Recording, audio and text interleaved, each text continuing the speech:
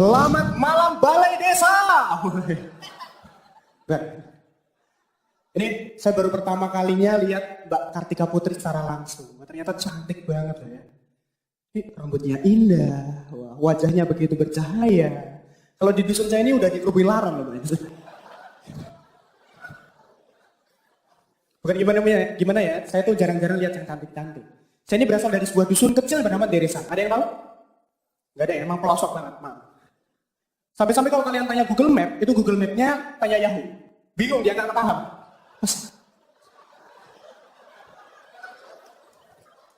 Dan beneran jauh ya teman-teman. Dari dusun saya sampai Bali Sarbini, itu butuh 8 kali ganti kendaraan umum. 8 kali. Mungkin bisa 1 kali doang kalau naik ojek. Ojek mana yang mengantarin sejauh itu? Mungkin ini kalau telepon ojek online. Halo, ojek online? Ya Bapak, ada yang bisa dibantu? Saya mau pesan ojek dari dusun Deresan ke Bali Sarbini, Mbak. Kebetulan kita sekarang gaji, Mas. Lah ganti, Mbak. Ganti. Ya udah saya pesan ayamnya 1 dikirim ke Balai Sarbini, saya nepeng ya, Mbak ya. Kebetulan kita sekarang ojek online lagi, lah ganti lagi, Mbak. Terus aja begitu. Dan di dusun saya ini emang jarang-jarang yang namanya kendaraan umum. Makanya orang-orang di sana itu paling nggak harus punya kendaraan pribadi ya. Minimal punya motor lah, biar gampang kemana-mana. 3 hari yang lalu, kunci sepeda motor saya hilang. Saya panik, saya cari kemana-mana. Nggak ketemu, saya sampai kerahkan tim SAR untuk mencari. Wah. Seluruh warga turut membantu. Wah. Kita perluas area pencarian ke seluruh dusun. Wah. Semuanya bawa kentongan sama opor ya. Wah. Sambil teriak-teriak, tumpuk kunci. Wah. Kunci saya nggak nyaut ya iyalah. Tapi nggak ketemu sampai akhirnya saya dan tim memutuskan untuk melakukan pencarian di hari berikutnya ya.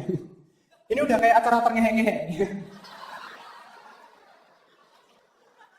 Keesokan harinya kita coba cari lagi, tapi kunci motor saya tetap nggak ketemu.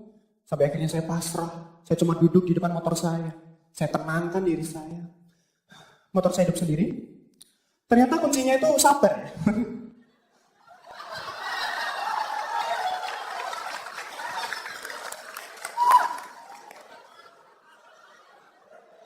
Dan masih banyak anak-anak di dusun saya, itu yang anak-anak kecil nih, yang pulang sekolah lepas baju, lepas celana langsung main gitu aja. Wah, saya makan doang.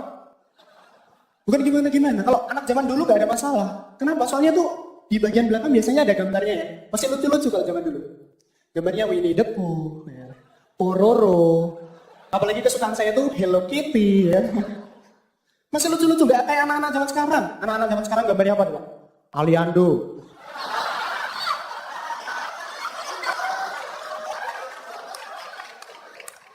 Tengku Rasya. Tengku Wisnu. Ada brewoknya lagi.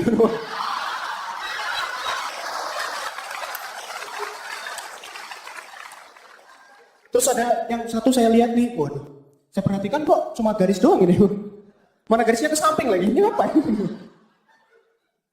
Dan jangan dikira karena saya dari dusun, semua orang-orang di sana tuh namanya Deson-Deson. Enggak semuanya Sukijan, Sumijan, Suciman. Enggak semuanya kayak gitu. Ada satu tetangga saya itu namanya Mas Komet. Beneran ada, namanya Mas Komet. Ini paling gak enak itu waktu kondangan. Yang lain datang salaman, Mas Komet datang dari langit tembus atap. Bubar gak jadi kondangan.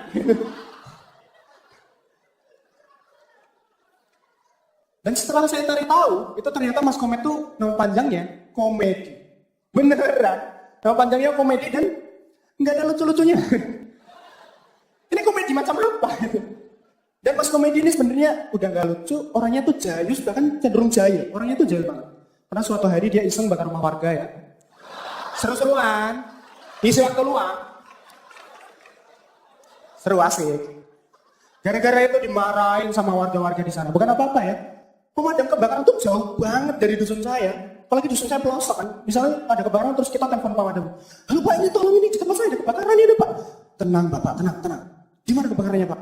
Ini di dusun saya, di dusun Deresan ini Pak. Kebetulan kita sekarang KFC Mas. Lah ganti lagi. Terima kasih Mas Eden.